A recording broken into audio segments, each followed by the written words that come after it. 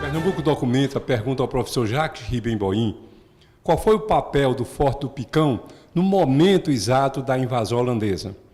E qual o papel dele sob o mando holandês, né? Depois da invasão holandesa, que dominou Pernambuco, e esse forte certamente ficou sob a guarda holandesa. No momento da invasão holandesa a Pernambuco, o comando da capitania estava ao encargo de Matias de Albuquerque, neto de Duarte Coelho. Matias organiza a resistência. Os dois fortes, tanto o forte de São Francisco, o nosso forte do Picão, quanto o forte de São Jorge, erguido no continente, e que literalmente fechavam a entrada do porto do Recife, conseguiram, de alguma forma, rechaçar, resistiram bravamente à invasão dos holandeses. O mar coalhado de naus inimigas, e os dois fortes combateram como se esperava e rechaçaram a invasão, tanto é que os holandeses não entraram no porto do Recife. Na verdade, eles se afastam e até há uma certa comemoração pelos locais que imaginavam que os holandeses estavam desistindo da invasão.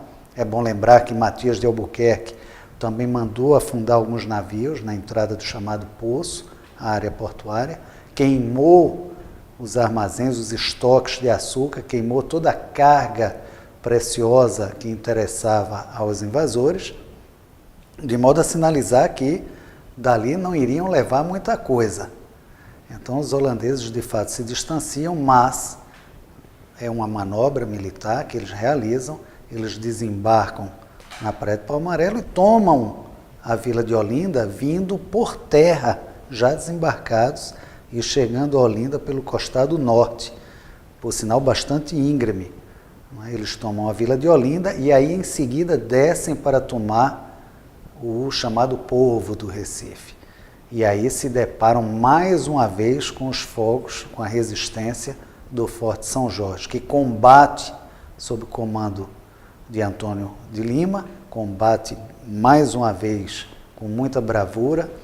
O Forte do Mar, sob encargo, sob comando de Manuel Pacheco, acompanha essa resistência, mas o poderio militar dos holandeses era muito superior e tanto o Forte São Jorge em terra quanto o Forte de São Francisco nos arrecifes, eles acabam se rendendo e o Recife é tomado.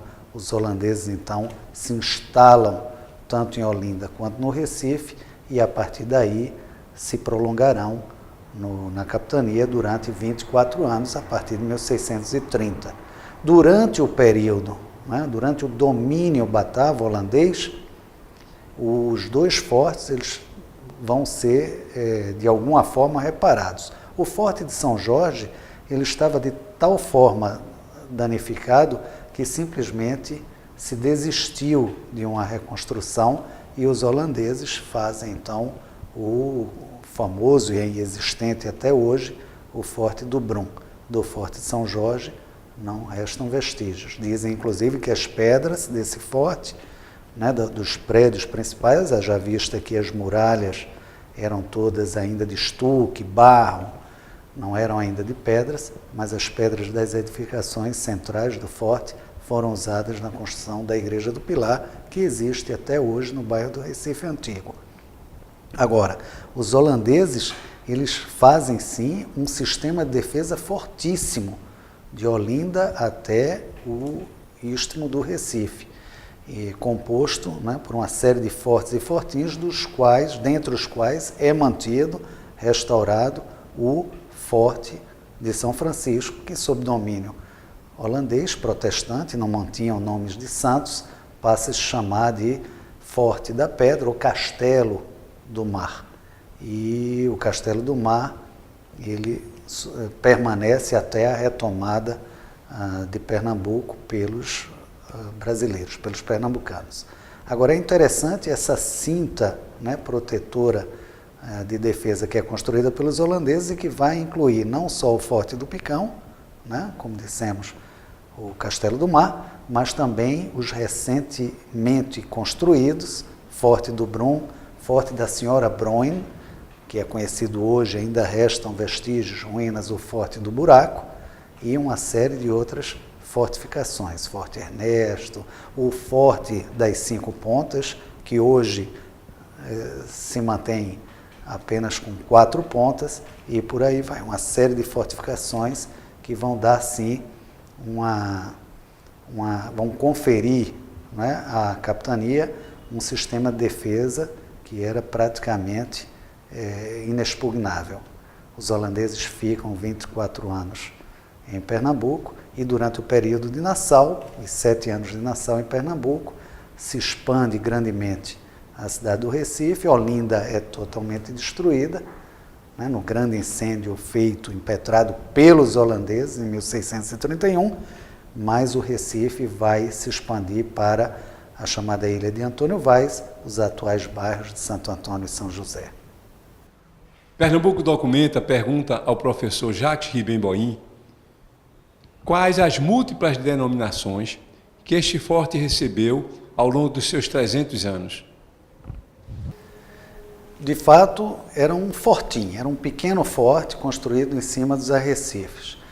Originalmente, ele recebeu o nome de Forte de São Francisco, ou Forte de São Francisco da Barra do Porto do Recife, porque ficava exatamente, precisamente na entrada da Barra do Porto. Foi construído pelos portugueses, como dissemos, inaugurado no começo do século XVII, entre 1610 e 1614. Ele permanece sendo chamado de Forte de São Francisco, enquanto que, digamos, o seu irmão de terra, a poucos metros de distância, já no continente, ficava o Forte de São Jorge. Então, Forte de São Jorge e Forte de São Francisco, eles permaneceram com essas denominações até a chegada dos holandeses.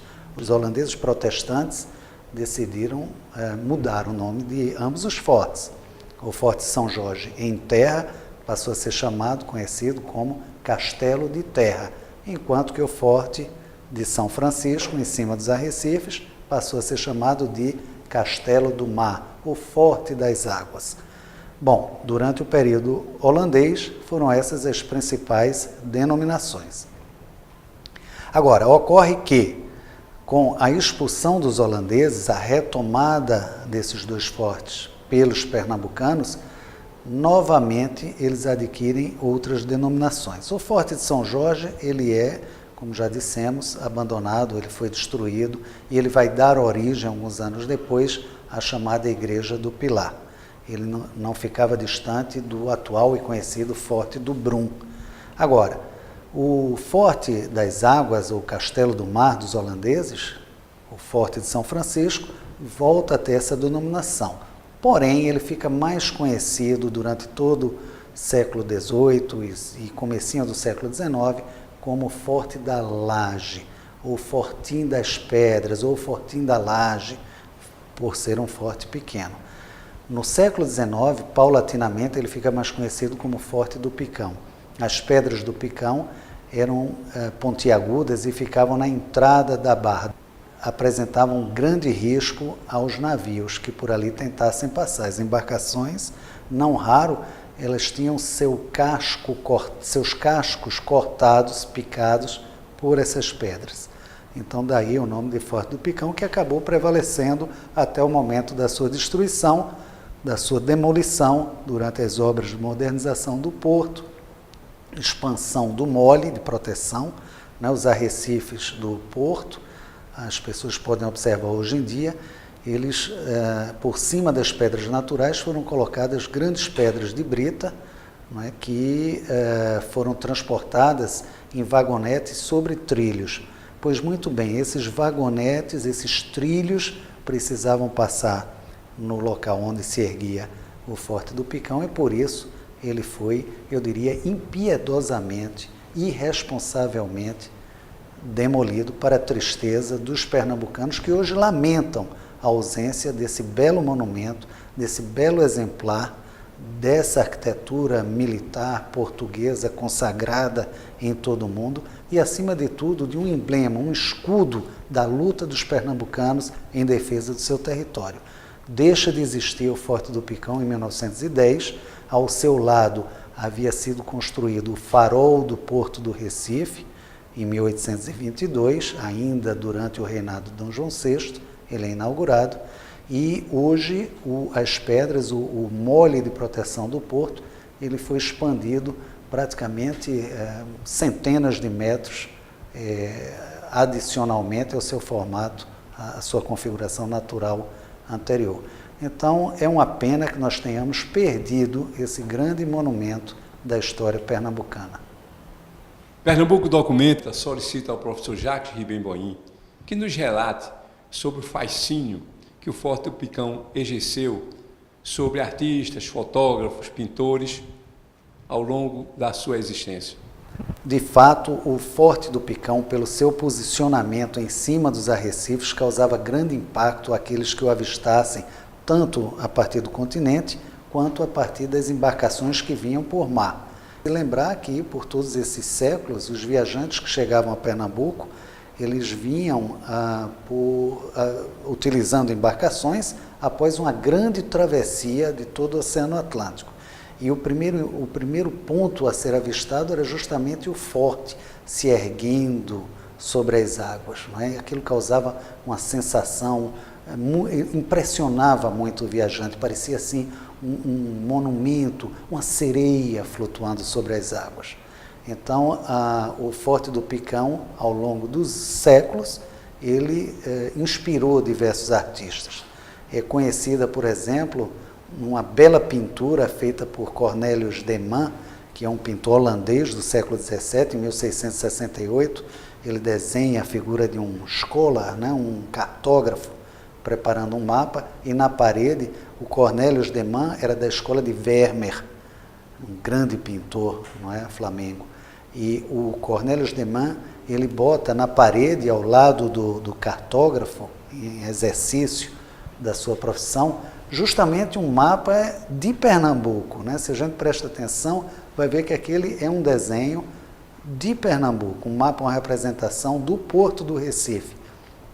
E se tivermos algum cuidado adicional, vamos verificar que o próprio forte, né, o Castelo das Águas, o Forte do Picão, aparece nessa gravura que está na parede dentro dessa bela pintura de Cornelius de Man, que inclusive foi leiloada pela Sotheby's, alcançando cifra de cerca de 700 mil libras esterlinas, agora em 2007, há poucos anos atrás.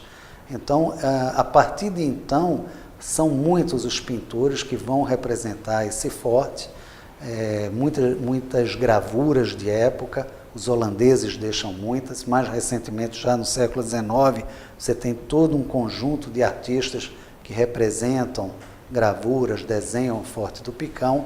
Basta a gente citar, por exemplo, Schlapritz, Kraus, o próprio Franz Kaus, não é? o Emil Bausch, também outro grande gravurista do século XIX. E no século XX nós temos quadros, assim, pinturas maravilhosas, por exemplo, de Teles Júnior, a maioria delas, inclusive, hoje no Museu do Estado de Pernambuco, representando cenas, né, do Porto, marinhas, em que aparece o Forte do Picão. Então, gravuras, cartões postais, também é muito frequente. Os primeiros cartões postais do Recife, do finalzinho do século XIX até 1905, 1910, mostravam sempre, quase sempre, uma vista do porto e, certamente, com a presença do Forte do Picão. Então, cartões postais, gravuras, pinturas, né? Recentemente, inclusive, a gente pode citar recriações do Eduardo Camões, que se inspira, né, em gravuras antigas e faz uma bela produção contemporânea, algumas delas também apresentando o Forte do Picão. São muitos os artistas, são muitos os poetas, os fotógrafos que se dedicam em algum momento a representar esse monumento tão simbólico, singelo, pequeno, mas assim de suma importância na memória afetiva do povo pernambucano.